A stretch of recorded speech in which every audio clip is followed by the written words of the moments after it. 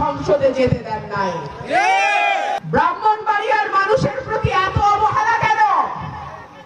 কথায় কথায় ব্রাহ্মণবাড়িয়ার মধ্যে জোটের প্রার্থী আসে কেন? ব্রাহ্মণবাড়িয়ার উন্নয়ন হয় না কেন? আমরা কি ভোট দিতে কার্পণ্য করি? আমরা কি ভোটের বাক্স ভইরা দেই না? তাহলে কেন ব্রাহ্মণবাড়িয়ার প্রতি এই অবহেলা? সমুচিত জবাব আমার এলাকাবাসী দেবে ইনশাআল্লাহ। প্রার্থী দেখে ভোট দেবেন।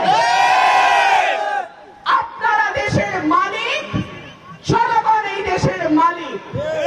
নিজের মালিকানা অন্যের কথায় আরেকজনের হাতে, ভুল মানুষের হাতে তুলে দেবেন না। আমার আগামী রাজনীতি নির্ধারিত হবে আপনাদের সিদ্ধান্ত অনুযায়ী। আপনারা যদি আমার পাশে থাকেন, আমার মৃত্যু পর্যন্ত এই এলাকায় হবে আমার শেষ ঠিকানা। আমার বাবা ৭৩ সালে আসন থেকে নির্বাচন করেছিলেন। আপনাদের অল্প কয়েকজন মুরব্বী যারা এখনো বেঁচে আছেন, তারা সেই সময়ের সাক্ষী দিতে পারবেন। আর আমার যে তরুণ ভাই বোনেরা আছেন, আপনারা আপনাদের পরিবারের যারা মুরব্বী আছেন, বাবা দাদা, ওনাদেরকে জিজ্ঞেস করবেন সেই সময় আমার বাবাকে এই মাটি থেকে আপনারা বিজয়ী করেছিলেন। কিন্তু আওয়ামী লীগ ৭৩ সালে শেখ মুজিবুর রহমান তিনি আমার বাবাকে সংসদে যেতে দেন নাই।